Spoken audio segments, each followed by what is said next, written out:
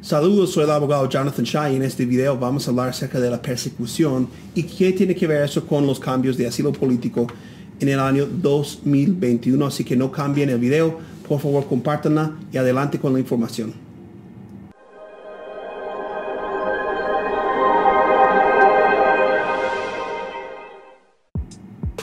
Bueno, gracias por seguir con nosotros. Ahorita vamos a hablar un poco sobre lo que es la persecución y el enfoque que las Cortes de Inmigración van a tener en la persecución en este año 2021.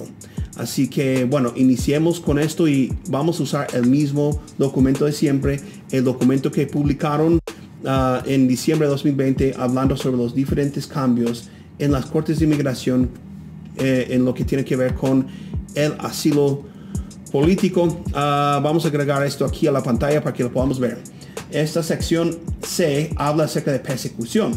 Y bueno, están hablando aquí de la definición de persecución. Y es importante para inmigración, para los jueces, determinar o decidir si la persona fue víctima de persecución. Es interesante ese juego. Es como un juego para nosotros, una competencia más bien en la Corte de Inmigración. Porque si yo puedo convencer al juez que mi cliente fue víctima de persecución en el pasado, yo gano dos cosas. Gano el hecho de que fue víctima de persecución en el pasado, pero el juez entonces dice que se sobreentiende que la persona, por haber sido víctima en el pasado, será víctima en el futuro. O sea, la persona realmente tiene miedo de regresar a su país. Pero si no logramos convencer al juez de que la persona fue víctima de persecución en el pasado, entonces tenemos que convencerle al juez que hay una probabilidad más allá del 10%, o sea, muy probable, muy realista, de que la persona va a llegar a ser víctima de persecución en el futuro si regresa a su país. Hay veces cuando nosotros decimos, gané un caso de asilo, pero perdimos este punto, perdimos el punto donde los oficiales o el juez no pudo encontrar, no pudo decidir que mi cliente fue víctima de persecución porque lo que pasó fue de que ellos salieron de su país antes de llegar a ser víctima. Obviamente, pues eso es lo que haría yo también. Entonces ellos veían lo que estaba pasando a su alrededor y dijeron, vámonos, ¿no? Entonces salieron de su país antes de que le pasara algo y de ahí, bueno, es un poco difícil comprobar que fueron víctimas de persecución en el pasado, pero con evidencia de lo que está pasando con personas similares a nuestros clientes, podemos comprobar que, bueno, no fueron víctimas en el pasado, pero en el futuro llegarán a ser víctimas de persecución.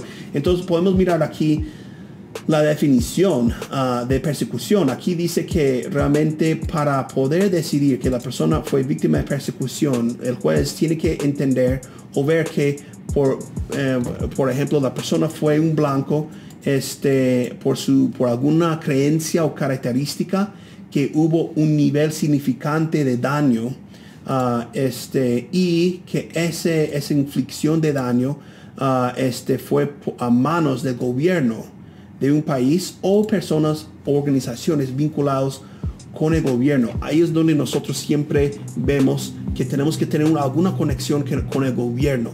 Muchas veces las personas van y piden un reporte de policía antes de venir al país, pero hay que tener cuidado con eso. No siempre un reporte de policía va a decir, no, pues ahora el gobierno estuvo de acuerdo. Pues no, o sea, simplemente hicieron un reporte, ¿verdad? Pero tiene que haber realmente un vínculo, una conexión entre el grupo que está llevando a cabo la persecución, ¿verdad?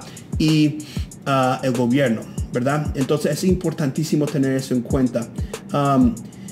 Esta regla dice que quieren hacer hincapié en el hecho de que cuando quieren decidir o cuando uno quiere tomar la decisión que hubo persecución, es un concepto extremo con un nivel severo de maltrato, ¿verdad? De daños. Y a veces es más allá de una amenaza, o pueden ser una amenaza, pero tiene que ser algo severo, ¿verdad? Con esto quiero hacer como que un análisis sobre lo que pasa en muchos casos. Muchos salen de su país de origen porque fueron víctimas de persecución. Llegan a otro país y en el país nuevo se dan cuenta que llegan muchos otros de su país de origen, empiezan a trabajar y los que son de ese país los empiezan a tratar mal por su acento, porque vienen de otro país, que llegan a quitarnos el trabajo y sufren lo que a veces llamamos xenofobia. Xenofobia en general no llega a un nivel de poder comprobar que la persona fue víctima de persecución. Eso tiene que ver con lo que hablamos en un video anterior. Si la persona vivió en otro país por un tiempo, puede ser más de un año, o puede ser que el país podía haberles dado residencia, algo así, y luego simplemente dice, no, pues aquí tampoco me va bien, nadie me quiere contratar, me dicen de nombres en la calle o algo.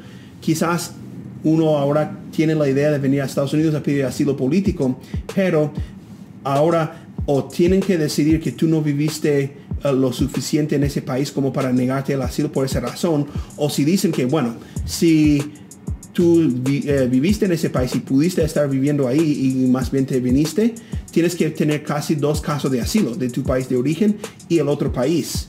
Y si en el otro país no te pasó algo al mismo nivel como de persecución, algo tan grave, entonces no vas a poder ganar este caso tampoco. ¿Sí me explico? Sé que es un concepto medio complicado y bueno, pero miremos en este segundo párrafo. Aquí dice alguna lista de cosas que a veces no califican como persecución, no constituyen persecución en general. Entonces esto les va a dar una idea de argumentos o de cosas que pueden suceder en un país de uno, que un juez diría, no, pues eso no es persecución, ¿verdad? Entonces escuchemos aquí esta lista, o pueden verlo en la pantalla. Dice, en general, daños que surgen de diferentes problemas civiles, criminales o militares en un país, en general, ¿verdad? Entonces, por ejemplo, yo soy de Centroamérica y veo que matan muchas personas en mi calle, pintan en la pared, ver, oír y callar, y no puedo salir, y hay una pandilla que controla mi vecindario, revisa mi identificación cuando trato de ir a mi casa, y ni siquiera son policía. Pero el gobierno podría decir, bueno, eso es algo criminal que está pasando en tu país, pero no llegó a un nivel de persecución específicamente en tu caso. Simplemente pues es una situación que se vive en el país. Número 2, dice que cualquier trato que en Estados Unidos o en general que el país de Estados Unidos considera que no es justo o es ofensivo o hasta ilegal o no sería constitucional en Estados Unidos. Pero en el país de origen quizás eso no aplica, ¿verdad? Entonces ellos dicen que no vamos a usar las normas de Estados Unidos como para decidir si tú sufriste persecución en tu país de origen. Número 3, puede haber maltrato que le molestan a la persona, algo así de vez en cuando, hasta incluso te detienen de manera breve. Esto para mí es un cambio, porque he ganado casos donde las personas fueron detenidos brevemente, o sea, por un corto tiempo, y hemos ganado por esa razón. Y ahora están tratando de decir que, bueno, te pueden molestar, te pueden hacer ciertas cosas. Es decir, lo que están tratando es hacer aumentar las cosas que pueden ocurrir y todavía decir que no fuiste víctima de persecución en tu país, ¿verdad? Número 4, amenazas donde realmente no hay algo que hicieron para llevar a cabo esas amenazas. Te llamaban por teléfono, te vamos a matar si no nos das dinero o algo, y jamás vuelvan a llamar, ¿verdad? Eso podría ser. Excepto alguna amenaza particularizado de daño severo. Y básicamente lo que dan de entender aquí es que realmente si hay una amenaza y luego también te das cuenta que realmente pueden llevar a cabo lo que están diciendo en la amenaza, que y sigue, es demasiado fuerte, eso podría representar algún tipo de persecución. Y número 5,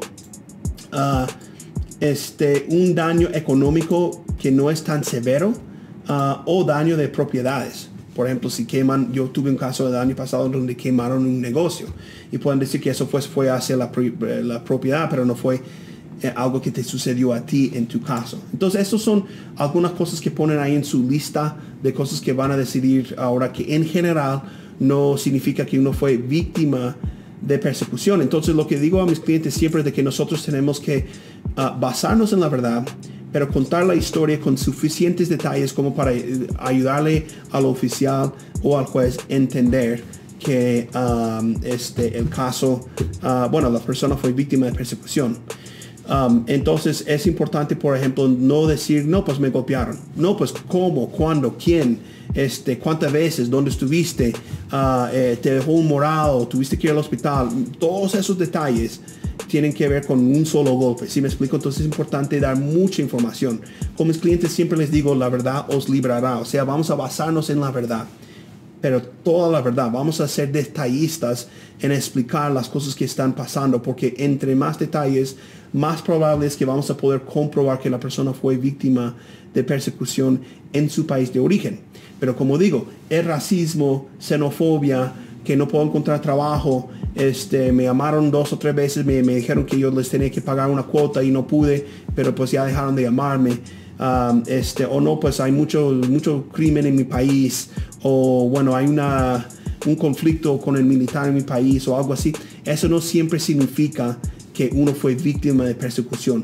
Normalmente es que algo le pasó a uno directamente, le golpearon, le secuestraron o algo, ¿verdad? Y no solo eso, sino que el grupo que hizo eso tiene un contacto claro con el gobierno, ¿verdad? Y entonces eso es lo que hace que nosotros podemos ganar un caso de asilo político. Como siempre es importante consultar en persona con un abogado de inmigración. Yo hice este video en el año 2020, en diciembre, cuando anunciaron estos nuevos cambios. Pero cuando tú ves este video, podría ser en algún momento en el futuro que haya cambiado otra vez esto. Entonces habla en persona con un abogado de inmigración. Y como siempre, gracias por estar con nosotros, ver el video. Yo siempre trato de hacer los videos en una sola toma, es como si fuera en vivo. Me equivoco todo, pero no importa. Lo que estoy tratando de hacer es conversar con ustedes y compartir esta información para que puedan tener mejor probabilidad de ganar sus casos. Pueden comunicarse con nosotros, mandándonos un correo, algún mensaje, y estaremos en contacto en otro video más adelante con más información.